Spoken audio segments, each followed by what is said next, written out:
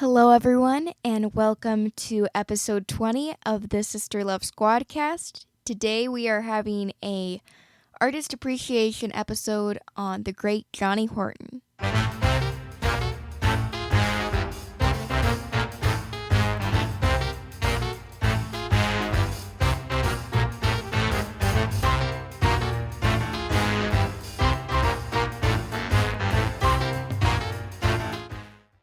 We picked between 3 and 5 songs. I know I only have 3, but some others might have more. Yeah, and I actually, this artist was Linda's suggestion, and I'm glad that she suggested it because it brings back a lot of memories for me listening to Johnny Horton songs.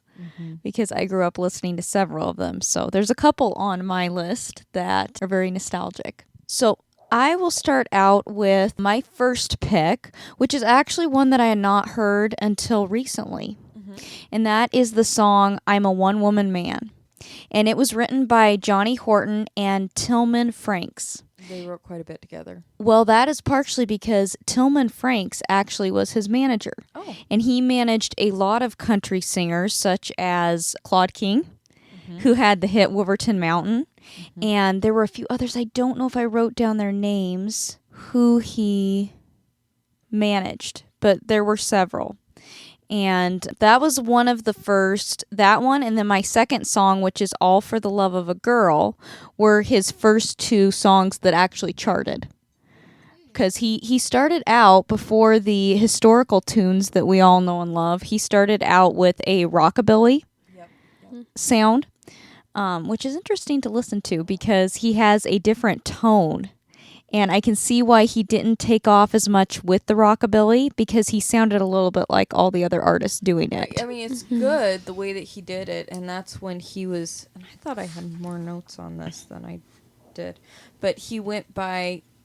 I think it was the single fisherman and something. Yeah, the lone fisherman. Yeah, or that's something. when he went under that. That was his very first label that he was with. And I can't remember what label that was. And that's when he did a lot of those. Then after his wife left, he took a break for a year. And then he got a contract with Columbia Records, which I believe is where he recorded the one hit he had after he died, Honky Tonk Man. And I think that one that you just said was also with Columbia. All for the Love of a Girl? I think so. Yeah, you kind of skipped ahead in my notes, but that is One Woman Man, I mean. A One-Woman Man. Yeah, he had quite an interesting start into his career. So he was the youngest of 5 children, and he was raised in a place called Rusk in the Cherokee County of East Texas. And his family often traveled between East Texas and Southern California as migrant farm workers. So he did quite a bit of traveling, and he actually worked at Selznick International Pictures in the mailroom. Oh, yeah, I did read that. So he was kind of looking into getting into show business anyway, only working in the mailroom, but that's where he met his first wife. At that time, his wife's name was Donna Cook, whom he met, and she was working as a studio secretary.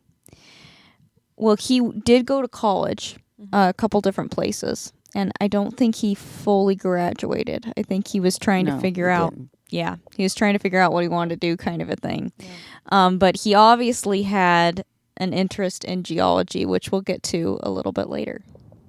He also goes with the famous song of his. He also tried to look for gold in Alaska. That's exactly where I was going with the geology. Yep. Oh. That's how he actually started writing songs. Because it was cold in Alaska and no gold? I guess. Is that It when must have been. Wrote the springtime one? Well, I think that's on your list, right? Springtime in Alaska? Is it? I can't remember. I think that's, where he's, going to be 6 feet below. And that one he did write with, or Tillman Franks just wrote it. So I don't know. I didn't make very clear notes this time. But I know Tillman Franks was on that one, and that was his first number 1.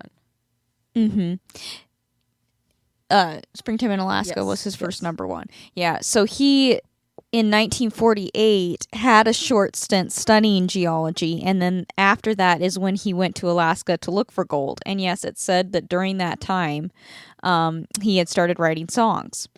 When he returned to Southern California, he just, for the heck of it, decided to enter a talent contest, which was in Henderson, Texas, and was encouraged by the results because he won the contest. So then he decided, hey, I must have something going, and decided to go into the music business. He moved permanently back to California to pursue that. You know, and it was kind of, he didn't take off right away, but he was featured on several shows, and this kind of plays into what you were saying about the Singing Fisherman. It says he had guest appearances on Cliffy Stone's Hometown Jamboree, which was on KXLA AM and KLAC TV in Pasadena, and his own half-hour show, The Singing Fisherman. He had several guest appearances on Cliffy Stone's Hometown Jamboree, which were on stations in Pasadena, and then he had his own half-hour show called The Singing Fisherman, which was obviously a play on his days working in Alaska. Oh, okay. So he was working in Alaska as a fisherman? I think that was some of it, but his goal was to find gold. Okay. So he went in search of gold, you know. Mm-hmm. But I'm sure he did all kinds of different jobs while he was there. I wish they would have cited which songs he wrote while he was there. I know, that would be interesting. But, you know, maybe he didn't date him. So True. You just know the release date. You don't know when he actually penned them. Yeah, that's true. Or maybe, you know, he had some lyrics, or some people like to write just choruses. I don't know anybody like that. Not at all. Yeah, just leave it dangling there, and then maybe Tillman Franks finish them. You can be my Tillman Franks. Okay. All right, but no, I have heard that one Woman Man song, and it's a pretty sweet one. It really is. I like it, and I love the song All for the Love of a Girl. Mm-hmm. I think I had this mixed up. I think All for the Love of a Girl was his first number one, or first big charting at least. Big charting, because his first number one was Springtime in Alaska. That's right. So that was on the previous label, and I love it because it's such a sweet tune, and it's like this guy is giving his whole heart for this girl, although the song is kind of sad because she's not really loving him back in return. And I was trying to look if other artists had sang it because it sounded like one that would be other people could have covered. But there's not too many. It was really hard to get notes for this episode because it's hard to find information. I don't know if it's because he had such a short life that there isn't that much. He didn't, have time to write a book or anything like that. But it's hard to even find interviews of people who knew him talking about him, really. I only have notes on one of my songs. Yeah, so some of it will be just nostalgia from what we know of Johnny Horton and growing up. Does anybody else have a song pick? One on my list is called Plaid and Calico. Plaid and Calico? Yeah, I have not heard this a song. really, really cute song about this couple that meets at a dance, and he's wearing plaid and she's wearing calico. And Is this one of his rockabilly ones? No, it was country. You were listening to the album with me. Yeah, it was a country one. And it just kind of goes through their life and how it mentions that they get married in plaid and calico. And then they have a great big family tree, and all their kids come to town in plaid and calico. I mean, it's just a cute song. I'll have to listen to that one. Yeah, me too. About dancing and that one. They didn't have much information on it because it's so obscure. What year? Do you have the year that it came out? Let me look on YouTube because the internet's not giving me any. Dunroven is the album. That actually, I believe, has two of mine on it. Maybe only one. And it says 1951, Under Sun. So this was one of his early songs. That's what it says. Under Sun Records? Sun Label is what it said. Anything I found Unless Sun bought it. Could be, yeah, if it's the current copyright. But if usually they say the original record company if it says the original date on it. Yeah. It said... I mean, he could have went in and done, one song or whatever. Yeah. So I think the Dunroven might have actually been a compilation after he died. Yeah, that's what I'm thinking. Oh, okay. Because one of the songs I have, Words, is different. It's the same Sun label and on Dunroven, but it came out in 59, it says. So, and To be honest, I'm going to admit this. I didn't listen to the whole song. I liked the song up to a point, and I kept meaning to listen to it, but I'm still going to have to listen to the end of the song. She was doing dishes at the time she was listening, so. It's not the same as Barry Gibbs, of course, but I do like songs with that title, apparently. So Dunroven is the one that you picked? No, Words. words. Oh, Words. I didn't hear that. Dunroven's the album compilation kind of thing. So, of course, you had to put a little nod to the Bee Gees in it, right? I always have to. It's amazing. Yeah, I just thought it was a sweet song from what I heard, and I don't have much to say on that, honestly. So what's the theme of it like? Is it a happy song? Is it a sad song? I'm going to have to listen to it again. She It's doesn't about Words. It's just funny to me because, wait a minute, can you look up the lyrics? No, I can't. Because I tried to look up stuff on this song, and the only thing I get is his other songs. know. Okay, play it a little bit. I'm super curious about this now. Turn it up. I might know this song. Words can cause all love to tumble. So that was pretty obvious what it was about. It really is about words. It is Yeah. about words, yeah. It's Either way, about there's good words really and it's no about sad words. specific vibe to it.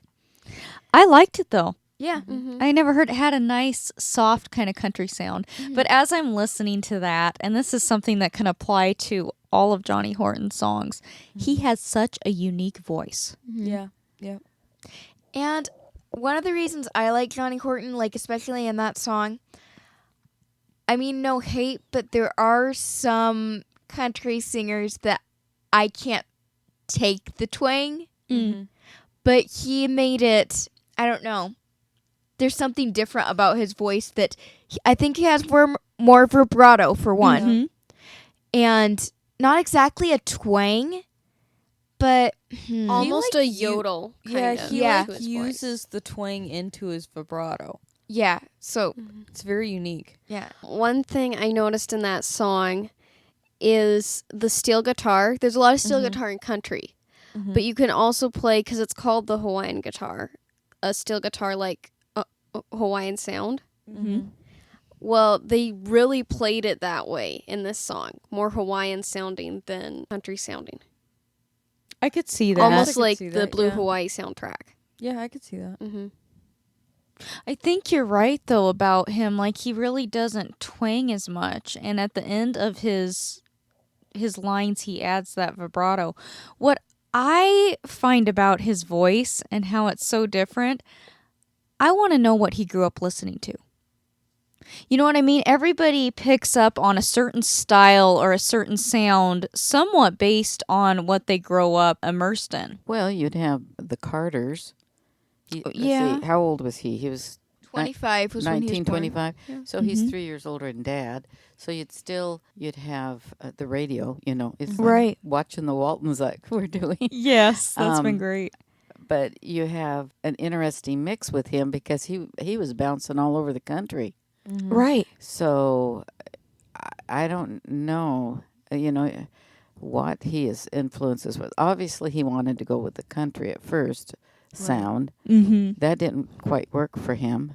And I'm So so He glad. developed his own style. Right, because he didn't really leave the country, but he left the Hank Williams kind of tone mixed with the up and coming rockabilly sound. I think he stopped trying to please the audience and started doing what he liked to do. Speaking of Hank Williams, he was actually married to Hank Williams' wife after Hank Williams died. Yeah, Johnny Horton was. And then he went and died on her. Same way? No. No. Well, Hank was with a They heart were both in a attack. car. They were both in a car. But Hank died because of overdose, I think. No, wasn't it was it? a heart attack. Yeah, it was Well, really or something. something. odd. He Who drank knows? a lot. Yeah, Yeah, it was he got something really sick. like that. Yeah. Anyhow, they had 2 daughters, Mhm. and then he adopted. Apparently, she had a girl other than Hank Jr. Whoever Hank Williams was with when he died, That was her. she was pregnant. Yeah. Yeah. So he must have adopted So that. Johnny adopted her daughter she was pregnant Right. with. Must have Yeah. been. I mean, he was up and coming with people like Johnny Cash and Oh, yeah. those, that are super famous, but they weren't super famous then. Right. Right. You know, it's like who? Mm-hmm. But my song, of course, is the epic "North to Alaska," Mm.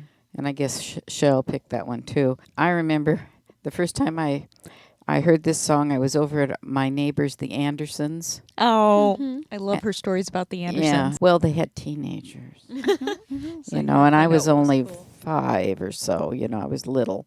You discovered all the best things at the Andersons. The Beatles, North to Alaska. I did. I mean, I did, and I believe she made some sort of fudge cookies. That was good too. Anyhow, Lavina, that was the mother's name. She made the wonderful popcorn balls. But anyhow, now this might be faulty memory, and I'm going to have to check with one of them. But I believe that her husband at the time was up in Alaska oh, logging or something, and I could be totally telling a big old fib. I don't know. That I heard and I misunderstood in my little 6-year-old mind. But yeah, that's the first place I heard it. And then we ended up with the record. I don't know. now was this a 45 of just the song, or was this an album? No, it was the album. Okay. The Yeah. one with the white background and then his picture. Right. The only album there is, really, you know. Really? And so we played that something. and played that. But one thing about the song North to Alaska was so intriguing because it was a story song. Yeah. And it just had a lot of elements to it that you could belt out as a kid. You know? Yes.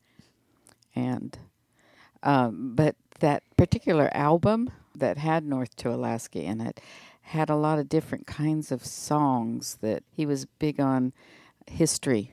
Yes. And I didn't know some of these. I mean, you had the Battle of New Orleans and Johnny Freedom and Johnny Reb. I mean, Mm-hmm. Yep. you had that and Sink the Bismarck.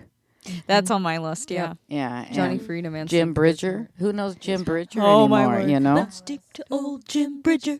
Mm-hmm. But I'd never heard the Battle of Bull Run or John Paul Jones. Yeah, I know. They're more obscure, and then when you played those, I was like, wow. Yeah. I wonder if they were written by the same guy as Battle of New Orleans. Battle of New Orleans, okay, was a song way before. I have. The information on that? Yeah. I think a lot of these other historical ones, at least Sink the Bismarck, was written with Tillman Franks. Yeah. And they weren't always historically accurate, like Comanche. No. Well, you don't know what a horse thinks. Yeah. Well, this is true. They are That is talking from his true, yeah. perspective. We always made From fun of the that one a little other bit. Horse's perspective. Well, he's trying to get into Comanche's brain, you know. Yeah, because he's talking to Comanche. He's talking to Comanche, but if your buddies could see you, I know they'd be proud. I know. I mean, you find yourself singing to it. Comanche's about Little Bighorn Right. and the yes. battle. Comanche was supposedly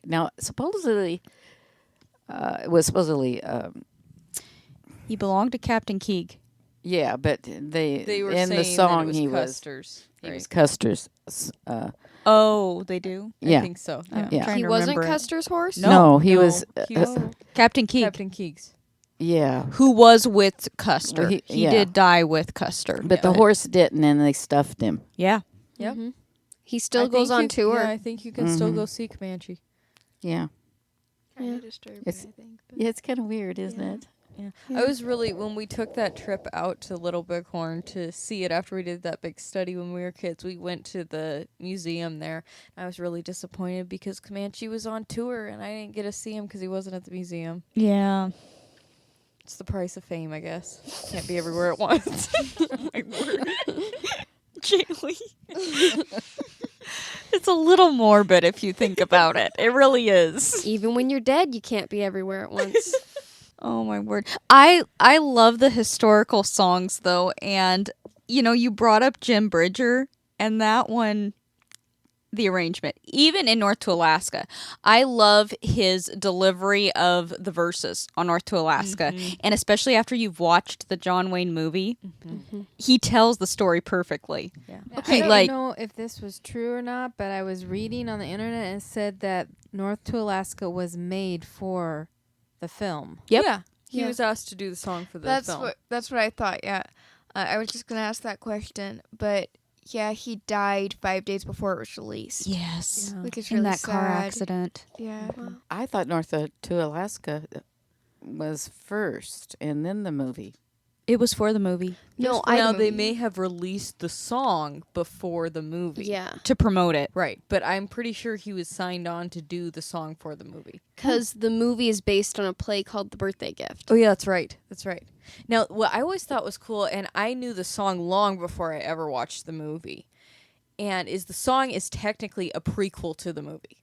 It explains the backstory. Right. Yeah. But if you just listen to the song, it's like you're entering into somebody's life midway Yes. with the conversations that are happening between Sam and George. Yeah. I mean, Big Sam left Seattle in the year of 92. You know, Right. I mean, it throws It you makes right you in. go- With brother Billy. Yeah, Yeah. with George Pratt, And his partner, and Brother Billy too. Yeah, and you're going, wait, who are we talking about here? Mm-hmm. It just makes you. But he brings you in, creative. and by the end of the song, even without the movie, by the end of the song, you know these people. Yep. Mm-hmm. Yep. You know, but something about Johnny Horton's songs, especially the historic ones, and I didn't look into who produced and arranged. Like I said, Tillman Franks assisted with the writing a lot on these. But thinking about North to Alaska, I think the reason that these songs speak to you as a child a lot is there are so many fun parts to sing in it. Yes. And the way that he uses background singers, it's almost experimental. I mean, you got the mush, you know, with the dogs, you have going mush in the background, and you got so many different parts. I'm trying to think, you know, where the river is winding, you know, and then he throws his voice on the North to Alaska. I mean, Well, it's I know just fun to from- sing. From trying to sing some of his songs, his range was incredible. Yeah. Yes. Because he almost, like in Battle of New Orleans or even North to Alaska, he's almost like switching octaves for the chorus and then the verse. Yeah. Yeah, and one thing I think is really sad is I love his low voice and with the contrast of his higher. But when he started out, he only did the higher register. Yes, I noticed that when I was listening to it. It's I like, think that's really a you're shame. missing the, like you said, the contrast, that combination that makes it Johnny Horton. He It's hadn't almost too- discovered that yet. It's almost like two different people singing. Yes. I actually thought that when I was a kid and I listened to Battle of New Orleans. You know, he goes, in 1814, we took a little trip. I thought that was somebody singing. And then when it goes into ran through the briars and we ran through the brambles, I thought that was another guy singing. Yeah, me I too. can see that. Yeah. Because his voice sounds so drastically different. Like it when he does. goes from low register to high register. And he does that high little whoop. Yeah. in his voice, yeah. Yeah. Yeah, that little Oh, lick. And again, they got that fun background going up, 2, 3, 4. I mean, Yes, he yes. always has a fun background element which puts you into the scene. Yeah. Well, I don't know if I'd have to look. I have the album. I should have brought it in here with me. Who produced all of them? But I do know that Don Law produced "Sink the Bismarck," so it may have been the same person because that's the same kind of background in it when they go into the The count off or mush. German battleship that's making Oh. such a fuss. We gotta sink the Bismarck 'cause the world depends on us. Yeah, that part right there is the same kind of contrast with the background that you were saying. Yeah. I'm That's sure it's another. the same guys. Yeah, that's another song that was fun for kids to sing. Yes. It was. Yeah. And it led to, and I know we're skipping over because this is one of mine, but Mine too. I loved that it led to historical discussions in my childhood because I had no idea what Sink the Bismarck meant or what was going on or anything. And so I asked, like, what time period are we talking about and what exactly was the incident that led up to this? So it leads you to dig into history. Yeah. It does, and it speaks about it so casually, like you know the people. I remember listening to Sink the Bismarck because our cousin Ethan, he loved Johnny Horton songs. Yes. He always was fascinated with Who history. always loved history. And whenever he was in the car, we were going somewhere, and he was with us. He always liked to sing "Sink the Bismarck." And I remember I was pretty little, 5 or 6 or something, and the part where he says, "Churchill told the people, set every ship a sail." I just remember you asking me, "Do you know who Churchill is?" You don't really pick out the names when you're listening as a kid. Right. Like, I didn't know what Churchill is or who Churchill is. And then you explained who Winston Churchill was to me and the history of it. He was the original Schoolhouse Rock. I thought about that. Johnny Horton was the original Schoolhouse Rock in a way. Did he write Sink the Bismarck? Yes, him and Tillman Franks did. Yeah, I wonder because actually the guy who wrote Battle of New Orleans was named Jimmy Driftwood. And he grew up in a musical family in Arkansas. And in the 30s, he went to college and became a teacher. By the time he was 29, he was a school principal. And this was mid-30s to 40s. He couldn't get the kids to be interested in history. Oh. So he wrote songs about it. I mean, he tried everything. He tried, like, interactive stuff, all this. And the only way is to write songs. This was in the 30s. He had over 200 songs, 200 or 100, something like that, songs that he wrote. Can you find them? I don't know if you can because they couldn't find him. Who was looking for him? He came to be known around, he'd go to other schools and teach. And then Red Foley had a television show in Springfield, Missouri called the Ozark Jubilee. Two keen-minded hillbilly musicians who had appeared on the show, Porter Wagner and steel guitar player Don Warden, decided to form their own music publishing company in order to retain more money from Wagner's music compositions. After they had been in business for some time, they realized that they would need to find other artists in order for their music publishing business to grow. Don Warden began to search the Ozarks area for talented songwriters and performers. Warden's friend Hugh Ashley told him about a teacher by the name of Jimmy Driftwood, living in Timbo, Arkansas, who apparently had a knack for writing good songs. Warden made a note and promised he would give him a call. He tried to follow through, but was unable to find him or his actual name, which is James Morris. He had changed his name because he didn't have any phone number or telephone. He had no telephone, so because it was that back hills. So he would just go around, and finally he got a hold of him and asked him to send him some of his tapes. Well, if he doesn't have a telephone, he's not going to have a tape recorder. So he's like, can I just meet you somewhere? So he met in a recording studio and played over 200 of his songs. Wow. I want to know On what this long tapes day. are. Yeah, on this No guitar, kidding. which his guitar was interesting too. And that's when they found Battle of New Orleans. But his guitar was his grandpa's, and his grandpa had made it out of the ox. The thing yoke? The yoke, yeah. The yoke Oh. and the headboard from his grandma's bed and a bunch of different stuff. And they said there was no guitar that sounded that good. Interesting. Isn't that something? Yeah. So So it's probably a thicker quality of wood, you know. I've noticed this, that you learn through the music. I didn't know what the Battle of New Orleans was as a kid, but you sing it and then you learn about, it comes to be, really important to you and you dig into the real facts. It wasn't quite as star-studded as, but it's still, it makes you want to know the real story behind it. It does. Actually, the Battle of New Orleans didn't really need to take place. The Battle of New Orleans was pretty close to what the song describes from when we were studying it. Yeah, It didn't need to take place because the war had technically ended. right. But Right. Jackson hadn't gotten, because they didn't have cell phones that you could just call and say, hey, we're done fighting, So the message had not gotten to Jackson or the British yet.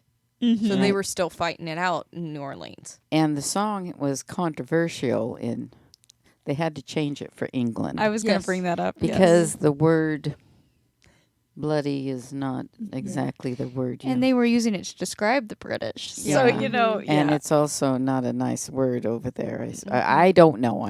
So what he did is he changed the words and rewrote it from the British perspective. right. yeah, did Johnny Horton record that one, Yes, or I was it believe- somebody else? Well, there was 2 recordings. Yeah, I Yeah. believe he has a recording because I've heard it before. I've heard him singing it. Yeah, they had to change also from the original. The original guy actually had the H and D words in it. So they had that. The guy recorded it on an album, and they could put it on the album. They just couldn't play it on the radio, so they had to change it. So, like when Johnny says "well," it was actually. Oh, it's almost better. I like it better. is. I You like. really gave him well. Yep. Yeah. Because as a kid, you don't think anything of it. As an adult, you're like, wait a minute. You know what I think is hilarious about this when I found out about him rewriting the words for England? The fact that he even had the opportunity to perform it over there or that they wanted to hear that song. you know it was a good song and it was written well and catchy because it's talking about their defeat. Like, why would that be a hit over there? Yeah, I know. You know? Maybe it wasn't. Maybe we just had loudspeakers blaring across the pond. Shove it in their face. Sounds like us. Yeah, but it is. You gotta appreciate it because you guys kind of already said this, but would we even know about the battle? Like, would the Battle of New Orleans, or would it be that famous if it wouldn't be for the song? It really did It bring was an things. important battle. Yeah. But if you're not like a super history buff or anything, I don't know that it would have stood out as much. I feel like the Revolutionary War overshadows the War of 1812, which Yeah. is understandable. The only reason it is more prominent is because it was technically the last battle of the war. Yeah. Well, a lot of our history has been downplayed, rewritten, made it, and you need songs to uplift pride in your country. Yes. It's from our perspective. Yeah. Right. That's what's missing. And I don't know what they teach as far as history anymore. I know. So I know what I taught you guys, but The main thing that, you were always learning along with us, I felt like. yeah. Like, let's discover something. Let's really dig deep. I was never... And not just on the surface. I was never told this is what happened. It's like, okay, let's look into this together and see what the people that were there say happened. Yeah, you can't teach history from your perspective of where you live now. Mm-hmm. You have to really understand their thoughts, and because you're going to be critical, Right. Yes. if you teach from perspective now, because this generation, the current one always thinks they're a little bit smarter than the ones before, which is not necessarily true. No.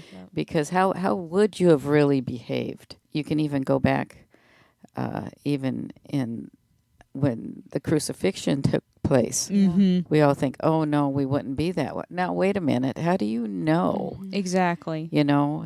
If you didn't know the outcome, Right. Yeah. Right. And we did the whole study on Custer, and he was always, as I was growing up, was lifted up as a hero. Now there's two sides to that story too. And we did a in-depth, and we read all the people from current that day. Right. I dug around and found books of people who were actually there. I fought with Custer. Highly recommend that book. Yeah. And so And we looked at accounts on both sides of it. right. There was people who fought with Custer. There was even people who were on the other side with Sitting Bull and everything. That there were people on Sitting Bull's side that didn't look up to Sitting Bull. I mean, he wasn't the hero that then he was painted once Custer was put down. You got to look at them as people. Well, in the whole dynamic of, there were bad things on both sides. Exactly. Yep. And, in different cultures and that sort of thing. If I was all of a sudden plopped down right in the middle of all that, how would I feel about that situation? Right. And after Custer died, Buffalo Bill, was it? Yes. Buffalo Bill went out and was going to hunt down, the Sioux and wipe them out with the rest of them. Yep. But he ended up, and he did. You did fight. He did fight. Then he ended up having the Buffalo Bill Show. where he went around to, perform and that sort of thing. And who should be one of his people to perform? Sitting Bull. Yeah. Because you have to know these personalities, and that's what's sad when we don't look at them as human beings. Sitting Bull is quite a character. I mean, really, his personality. That's where he should have been all along. He should have been in the show business. Yeah, that he was should have, his personality. Yeah. So, So it just shows that Buffalo Bill was not going around just because they were Indians and they didn't look like him. It was because they were killing people. Because the Sioux were technically even the other tribes were scared of the Sioux. right. Well, at the point that Buffalo Bill joined with the military and everything, the controversy was almost over. Yeah. Right. So that's how he could, and it was important that he started the Wild West show because it brought people together, and it did help them to see the Indians in that light. Mm-hmm. That they're, also people. They were Yeah. his employees just like the Right. others. Yes. They're traveling together, they're working together, It was a cultural. Yeah. You know, Collision. it was. Yep. And I'm not taking sides on any of it at this. I'm not trying to raise any controversy or anything. But that's what they were battling. Yep. I can understand the heritage from the Indian wanting to know that. Just Yeah. and It's just like the pride in your country you were just talking about. well, yeah. Your heritage. But that was a whole situation in those days that I'm glad I'm born here. I don't know if I could. I suppose if I was born there, I'd be able to.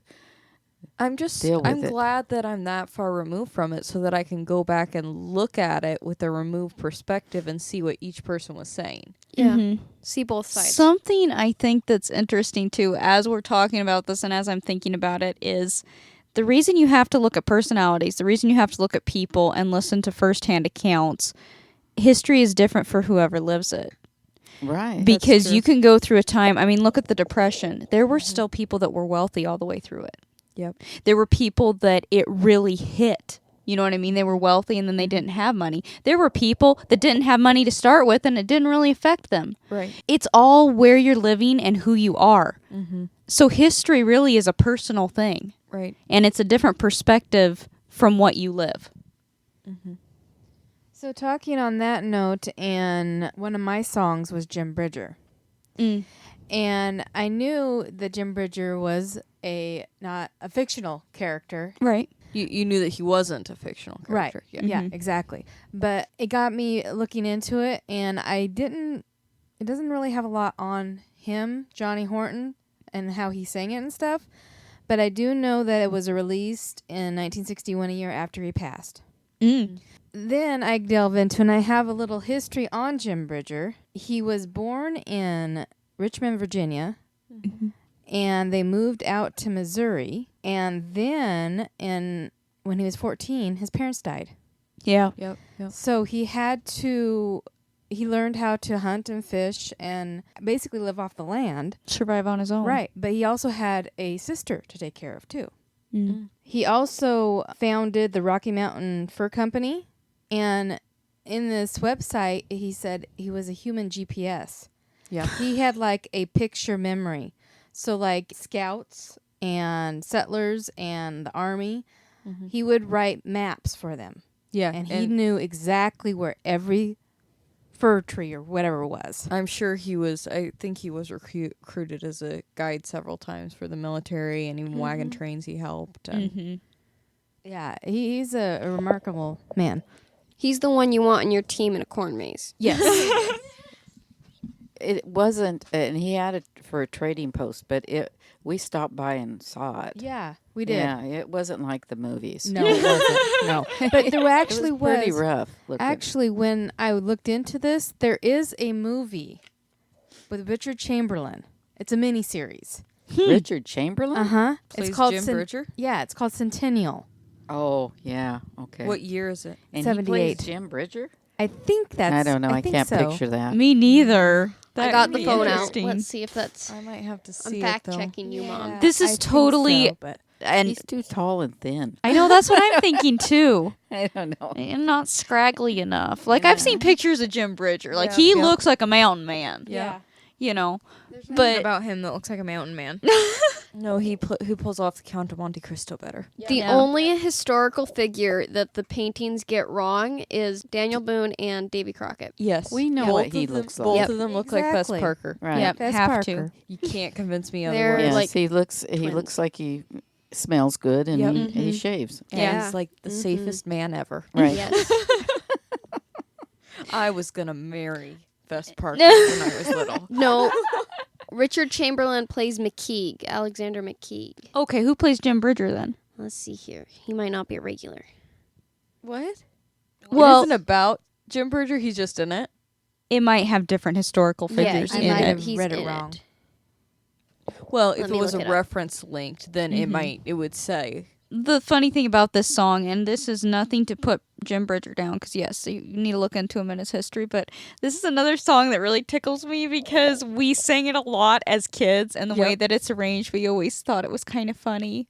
Like when the background starts, pretend like we were in like, you know, a high class party in Western times. Let's drink to old Jim Bridger. Just lift your glasses high. It's like you can just see it. Like, But you know. the next line, as long as there's USA, don't let his memory die.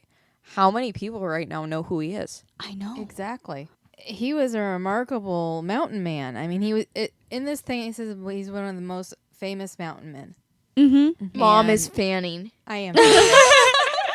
I am fanning. He actually made significant contributions to the westward expansion. Right. Oh, yes. So Yes. he was actually born the same year that Lewis and Clark ventured into. To find the Northwest Passage. Yeah. Louisiana Purchase, and yeah. That was another interesting that's study another- we did. It's nothing like the movie with Donna Reed, just to let you know, and Charlton Heston. Yeah, not the best depiction. That's one of those, I don't mind historical movies even if they're not that historic, but that one didn't work for me.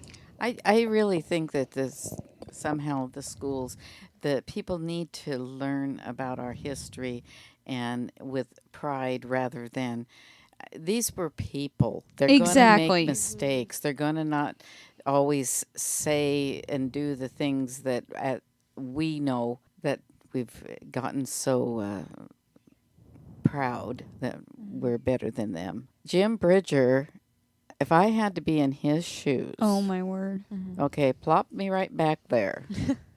To do that, I wouldn't last a day. No. I would be whiny, and I know me. Yes, exactly. Okay, and you got, and even in the Custer, and all those that fought in the Civil War, this was something, I know. you know, and We and really the can't. Indians, you know, the Sioux was. You have these different tribes, which is fascinating in themselves. Yes. They were I many loved- cultures within culture. Mm-hmm. Yeah, So, like, there was the general Native American culture, but then they had microcultures per tribe in each one because the Crow were more farmers and not as nomadic. Well, that's you know when we was studying Custer, one of the what was his name? It's William Jackson, isn't William it? Jackson. He was Yeah. a Crow, but he did not like the Sioux and helped them. He was a scout for... Which he wasn't a scout for Custer. He was a scout for Benteen, wasn't it? Benteen. I believe I it was think so. Benteen. I could be wrong. So don't Kind quote of me on that. saved his cookies, actually. Yes, at Yeah. Little So Bighorn. so he was with Custer, but he was in. But Custer didn't Benteen's know command. him. He didn't. It was after he came in. You know, it wasn't. That's the one where, you know, they had that run-in with Sitting Bull, and Sitting Bull basically said, leave all your supplies and everything that you have and just go away. You're a friend, Sitting Bull. Basically. Yeah, Your friend's anymore. Yeah, there's a, Just leave everything here, turn around and leave, or we will attack your friend Sitting Bull. This is why, I mean, you gotta laugh. He's I a mean, it's quirky great. character. I know. But I loved William Jackson. Yeah, if you can find the book, which is kind of hard to find, It's out but of print, so. William Jackson, Indian Scout. Mhm. Excellent. Loved his perspective and his historical accounts. Yeah, he was eager to join them because he wasn't because the Sioux would come. Please, I don't know these people. Okay, People that lived at that time, Time. not descendants of, that want to carry on any kind of Right. heritage. you know, so don't get mad at us. But they would Pocahontas, not Pocahontas, Sacagawea. She was Was- Shoshone, and she was sold. She was taken by the Sioux. Yes. Taken by the Sioux and sold as a slave to a, Right, white so, I mean, trader. and I think that something happened like that with William Jackson's. Yeah, they burned his farm yeah, and took his family Yeah. and killed him. I don't remember which. But he was the one, I believe, that said Sioux is not technically a tribe. That's why there's different kinds of Sioux. right. Sioux is an Indian word for killer. Mm-hmm. It's for a tribe that is not kind to the other tribes. Right. It was a label. Now, you know, us English-speaking folk didn't know that. So we started labeling the different people under Right. that title. Right. When it was technically a slur. Right. Instead Yeah. of defining the different tribes. Yeah. So Richard Chamberlain does not play James Bridger or Jim Bridger. Some guy named Reb Brown does. Oh. He's a guy who was Okay. on like everything. Love Boat, Hardy Boys, everything. That's So to probably end so. this All right. discussion, okay, we think the whole thing is interesting, Mm-hmm. and we want to get it accurate and not say one was better than the other. Mm-hmm. It's just the whole fascinating, if you will, dance. Yes. Yep. And somewhere there were people are people, Mm-hmm. and we're all fallen, Yeah. and we all. It's a culture clash, and I mean, you can have a culture clash between towns. Yeah. Yes. Isn't that the exactly. truth? You know? Yeah. So.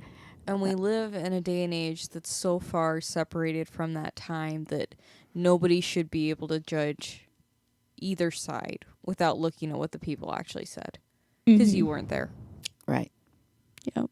And- Because I'd hate to think of if we're still here in 200 years, what are those people going to say about what we call lofty and good nowadays? Mm-hmm. Exactly. What's it going to look like from an outside perspective? Uh-huh.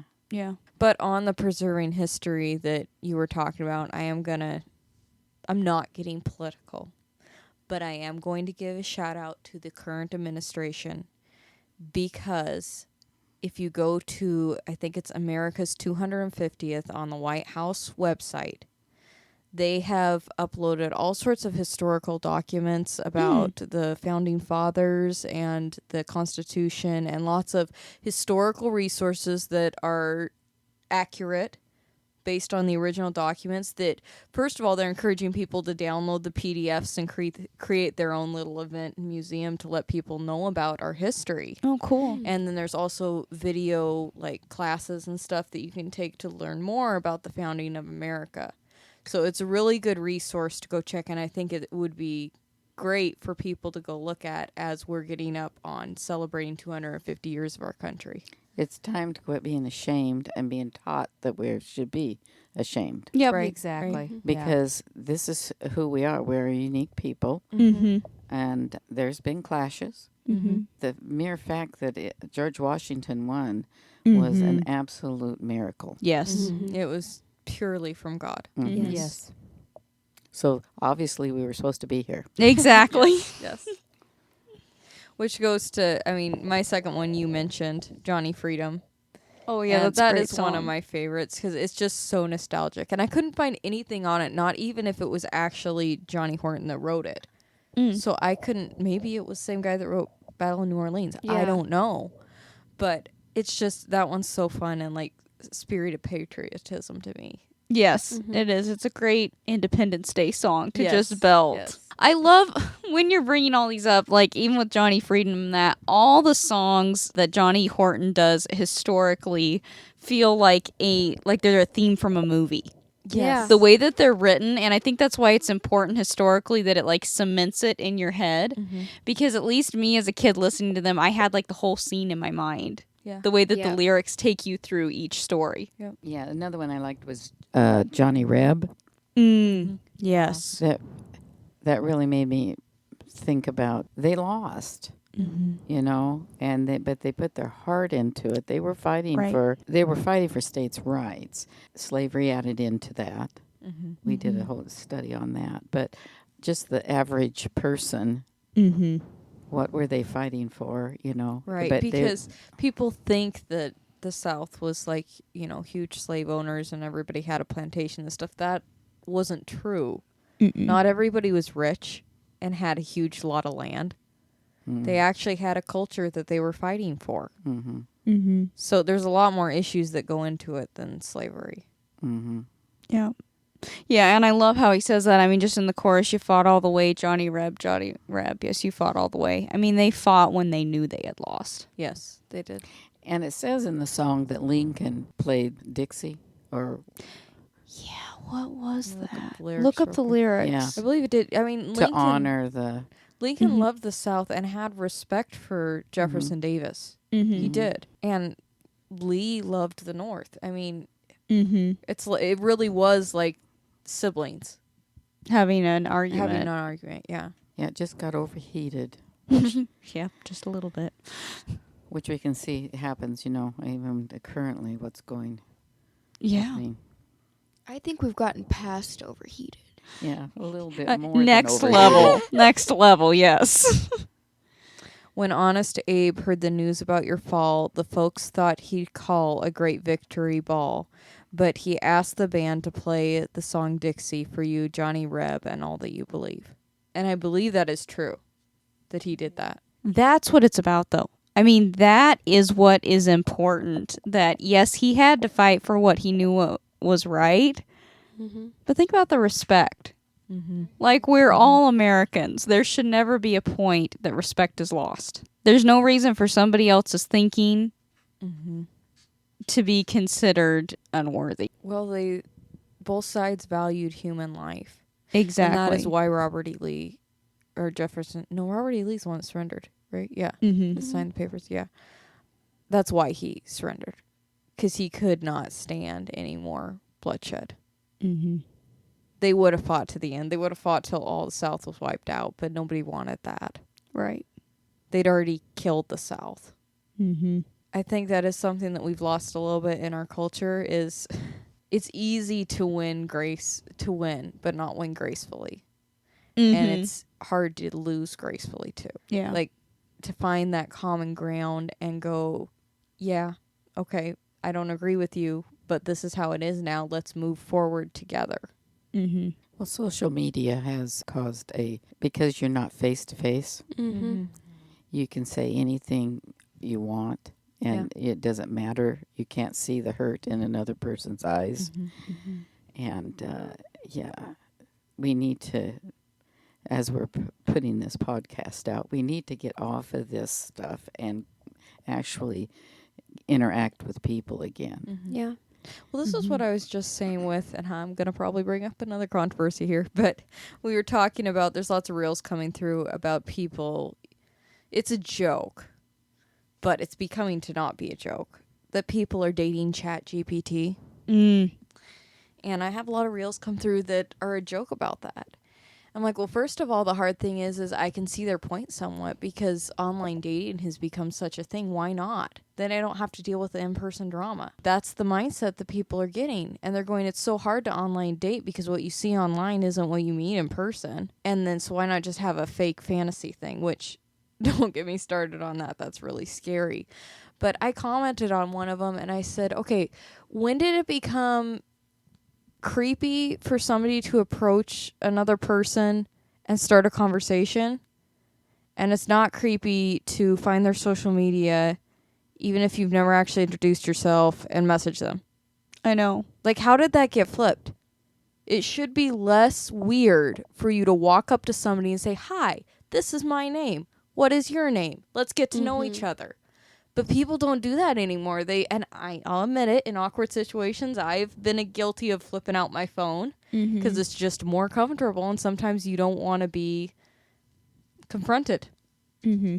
But we do need to start making eye contact and smiling at each other and treating people like people. Like, I love how Elsie, when we're in the grocery store, she'll see somebody looking at a section, like, say, the chocolate. The chocolate. She'll walk up to the person and be like, I really like this brand. And she gets the best reactions. Or not. Sometimes people are a little like, oh, okay. Like, Why why are are you you talking talking to me? Yeah. But lots of times they're not. And they're very thankful for the help. And they think it's great that she had the courage, because now it takes courage to talk to other people. It does. Even I have to just jump in and I don't believe it. I do have to force myself because there is always that risk of someone like turning and being annoyed at you, or turning and being offended by you. More But so than it has in the we've past. also created a false sense of power with the social media. Because if you think about it, there are people that are confident on social media in a personality that is not them Right. as a human being. Well, we've lost also a sense of civility. Right. You know, I was thinking about this the other day. This is kind of off of Johnny Horton, but back when this was made, there was always a clerk in the stores in a department where you could go up and ask for something, have interaction. There was actually interaction, Right. and they paid attention to you, not their other workers. You know, you go into stores now and you might be being checked out if you even go to somebody to be checked out. Right. But if you do, then they don't pay attention to you, or they turn around and talk to other workers about whatever. And, you know, it's like the younger kids, and that's our fault, I think, as, you know, we don't have time. They aren't being taught social etiquette. Well, they're not required to have customer service skills. No, they're And not. I see it I see it in the kids, but I don't see any difference in the adults working. No. That's They have no presence. I mean, I did experience this just today. I went into a store and I was given my receipt, and then they turned their back and didn't say anything to me and started talking to their coworker about their boss. and not even a my thank you or goodness. anything. No. Now, I said, have a nice day, and they responded, but their back was still to me.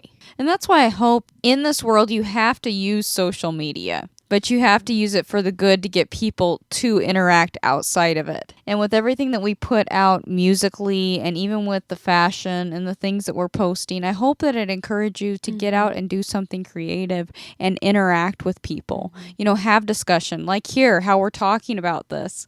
I feel like people don't even know how to discuss anymore. Well, and I'm bringing up something that's has the whole world talking about it, Mm-hmm. and that is the passing of Charlie Charlie Kirk. Kirk, and it has brought people together. Yes. Yes. Yeah. Especially, and the backlash of people who have been so cruel Mm-hmm. is amazing. That the people aren't taking that. No. That I'm tired of hearing that kind of thing, and that it's been interesting. They just even dismissing it, Right. and it's been exposing what needs to be changed. Exactly. And here's another thing with the media, and we've been victims of this: Yes. editing Mm-hmm. Yes. your words to get what you want them to say. And people have been on my page posting things that supposedly he said, which was taken completely out of context. Mm-hmm. And it's completely cut. Cut, yes, absolutely. And because it's on media, people immediately think that's true, or Right. and because it's not. the attention span is down to like 3 seconds. This is true. Even if you post the whole video, that's all they watch, that's all they hear. You need to have the attention span to sit and listen to what a person is actually saying. And if even that clip doesn't make sense to you, okay, go listen to more of what that person has to say. I've Yeah. noticed this a lot with the Charlie Kirk videos that have been coming through. It's like I can see where someone might misinterpret his answer to one question. I don't, because I've seen him answer other questions that would answer the questions I have because of that. That makes sense. It's a little bit confusing the way I put it. But if you haven't listened to more of his interactions or even his speeches, you're not going to necessarily understand what he's fully saying. You can't just take 3 seconds of a statement and say this is his full belief. Right. Mm-hmm. And just because he disagrees with a person, or if I disagree with a person, doesn't make me hateful. No. We've turned the word hate into something it's not. Exactly. You know, it's the hate speech. What are you talking about? Right. Because I don't agree with you, I'm hateful. Yeah. No. Well, okay. You don't agree with me. What are you? Right. Yeah. You Right. know? On the research note, even if you agree with the person, if you have never heard them before, you don't know about this person, research them. Yeah. Don't just take somebody at, We're all- statement. Know their background so you know where they're coming from.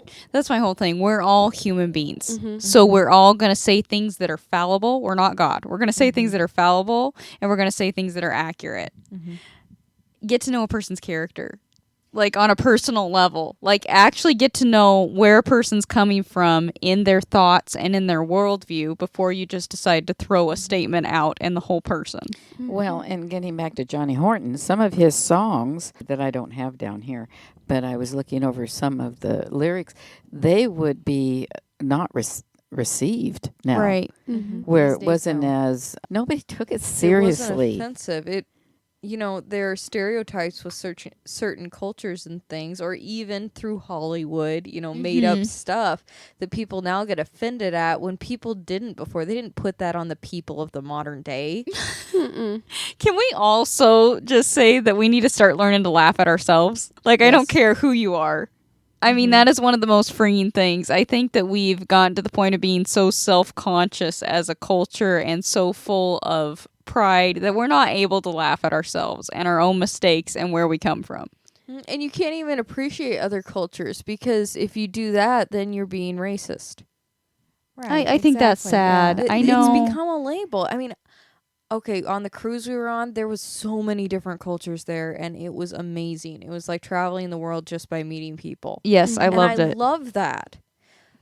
Okay, but if I relay a conversation I had with somebody who had an accent, if I mimic that accent, is that supposed to be degrading to the person? I'm not being that. I'm enjoying them. Right. No different than I would do if Xena said something a certain way and I mimicked it. Exactly. Shelly does it all the time. She mimics people. And it's great. Shelley's perfect at impersonation. And we laugh at Xena. That's right. Yeah. And I laugh at me too. But it's all about finding joy in each other. Yeah. Exactly. The whole world needs to get out of junior high. That is true. Well, Yeah. and I've seen it's amazing to me Mm-hmm. the people around the world Mm-hmm. Yep. that has been, I mean, Australia, South Korea, the Netherlands, I mean, London. Israel, London. London. 3 million people in London. Yeah. I mean, it's amazing how you can see an extreme change in 4 days. Yeah, Yeah. I know. only God. Exactly. And that's the whole thing. Like, we're bringing up all these circle issues or all the issues that are the symptom, but it's like offendedness is not in God. No. And if we go back to Jesus, if we go back to God, if we go back to the Bible, that will be wiped away. Yes. And we'll all be able to be one in Him Yes. and be able to appreciate and enjoy each other. And that's what I'm glad that I'm seeing. Offendedness is a burden. It is. It is. You know, it takes way too much work Yep. to be offended. Yep. Yeah. But And you don't know ultimately- that if you live on that all the time. Right. Ultimately, it's self-consuming, even though it doesn't appear to be. Because that's one thing that I will say about Charlie Kirk and what he did and what his mission was. He always gave anybody that wanted to the microphone. Mm-hmm. And to say anything they wanted. Anything. Right. It didn't matter. And it didn't even matter if it was a verbal attack on him. He sat there, he took it, and said, "Why do you think that?" Mm-hmm. He did combat it with logic and truth, but he wasn't trying to convince the person, really. You No. could have your belief, he could have his, and you, okay, we'll agree to disagree. Right. Which is the kindest way that all of us should be in Mhm. people we disagree with. Everybody has to be open in that to hear the other person Yeah. in order to have an open discussion. And yes, he did bring a lot of things to light, and that was his purpose. But you could ask him literally anything. Yeah, just some people didn't take advantage of that opportunity. Yeah. I mean, it wasn't just political or about Christianity. You could literally ask him anything, and he would give you an answer. Yeah, I what watched. what was that one that you saw the other day? I watched the one on pancakes and waffles. Yep, they had a full debate. And then there was one who asked him what's in his coffee cup, Mm-hmm. I told him. and now people are getting the Charlie. What?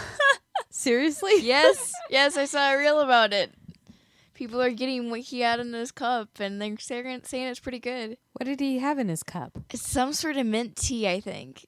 Mm. I mean, we went a lot around, and this is like, it's interesting that these songs have sparked this discussion. But I think overall, to recap it, it's more encouraging what I'm seeing. Yeah.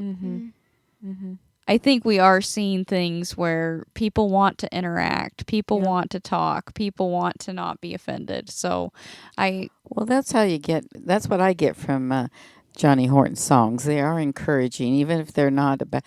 Even if they're about a battle, exactly. you get some sort of sense of camaraderie out of them. Yeah.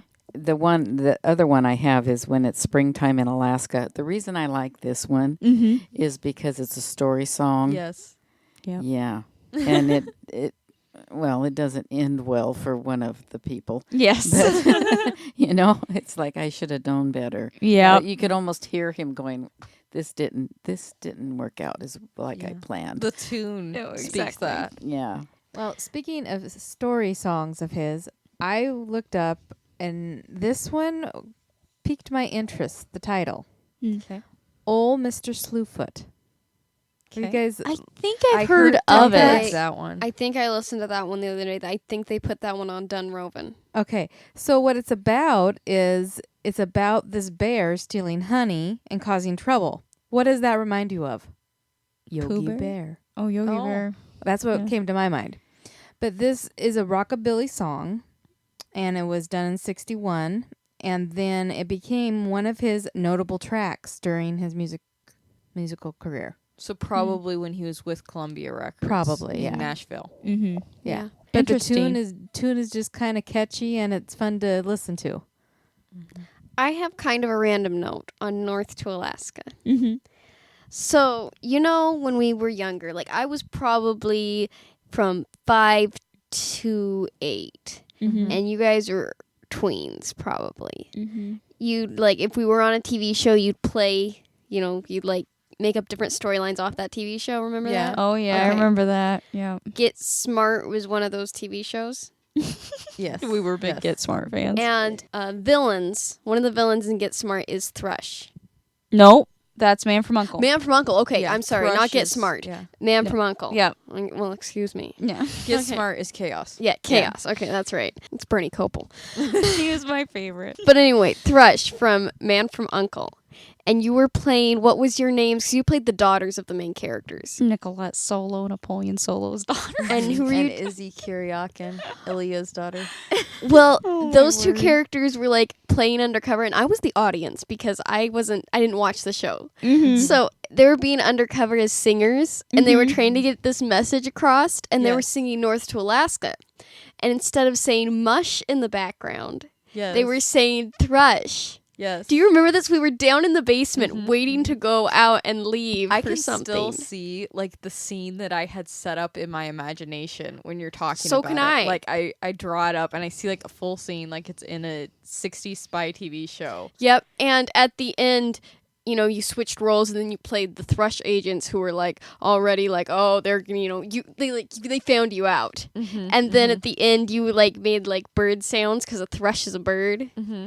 That's what you were Oh saying. my word, guys. I can't believe you Do you remember, remember all that? this. Yes, yes, I Uh-huh. do remember Like, this. I even the can bird confirm sounds? This is true. I Yeah. can confirm this Boy, is true. I just barely remember that. So you were in the basement and waiting to get in the car, and you made up this whole scenario. No, I think we were playing in the basement. Oh, Oh, I thought Yeah. we were almost ready to leave. We No. could have. Waiting. We could Maybe. make up a scene and a Mhm. story faster than anybody I know. Oh, we were playing all the time. It probably had carried through their getting ready.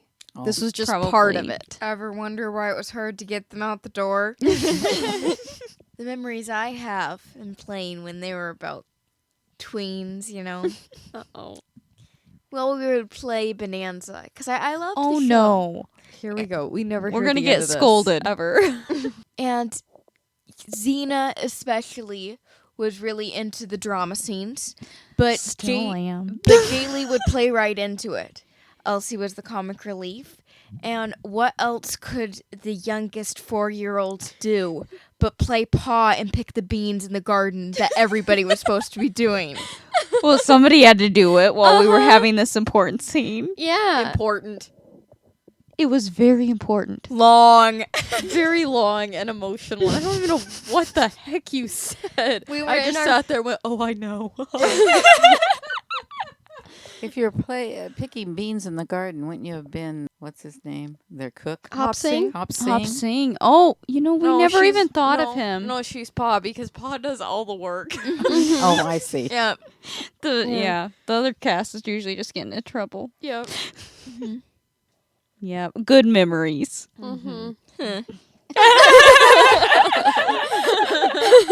Spoken like a true youngest sibling. I know, I was pretty bossy. It's true. I can see that now. It's okay. We forgive you. Well, basically, the one thing I want to say in wrapping up about Johnny Horton, and it looks like we hit a lot of topics. I feel like this has been a good discussion, and It's got an everything appreciation. and everything appreciation. But Johnny Horton has so many great songs, and I just have to say that for having such a short life, which is sad, because he died in a car accident in 1960, look at the impact he has made culturally Yeah. with these songs. He had Major. Yeah. Ton. Like, of talk songs. about a great legacy. Major impacts, and to record all those songs so wonderfully in such a short time and then release them, and we still have people with memories of these songs. Battle of New Orleans. Yep. So he kept the history before him alive, and his voice and his talents stay alive to this day. So we recommend that you look up Johnny Horton and look up his music and let it inspire you to dig into our history and be proud of what you find, and be grateful most of all for how God has preserved this country and for our ancestors and all that they went through. Things. And digging into the history, if at all possible, try to get history books that were written at the time Exactly. by the people. Any history that was written at the time Mm-hmm. and in book form, Or it would be the even- best. Right. Mhm. Yeah. Because it is actually better for you to hold a book and read a book and smell a book than Yeah. do it on your Kindle. There have been studies done about that. Even the fiction of the era that you're studying. Mhm. Yes. That was written at that time. Excellent. It gets a lot of hate, but like Uncle Tom's Cabin, those written during the Civil War. Yes. I recommend you read it, because don't just take what people say about it. Mhm. It's an excellent book. Yes, you will. Well, it's not what people call it. no. It is Uncle a Tom is Christian a book. it's Mhm. Uncle Tom is a hero. Yes. Mhm. Yes. Yes. Yeah. It Yes. should be very much respected. Mhm. Mhm. So you look at the fiction of the time too, because that will give you an idea of what was in the people's imaginations at that time, or stories they wanted to tell that they couldn't use names or anything Right. like that. They can tell actual history through their fiction. Mhm. Mm-hmm. Yeah. Mhm. So listen to Johnny Horton, look up some good books and some history, and we will be back again next week. This was our artist appreciation episode. Yep. Next week, I think we will be doing our top 10 rundown and And the analysis. theme for this month is 40s and 50s crooner music. So it's going to be a fun one. I've been thriving with this playlist. Like, this is some of my favorite music, And so it's- I'm very it's the excited. perfect playlist for autumn coming up, I feel I like. think it just so. has I that agree, yep. cozy, romantic feel that autumn brings. So maybe if we get a playlist together of all our Hot 10, we'll post that, because that would be great that you could all listen to as well. Mhm. Well, thank you for tuning in and listening, and we will talk to you next week. Bye-bye. Bye. God bless. Bye.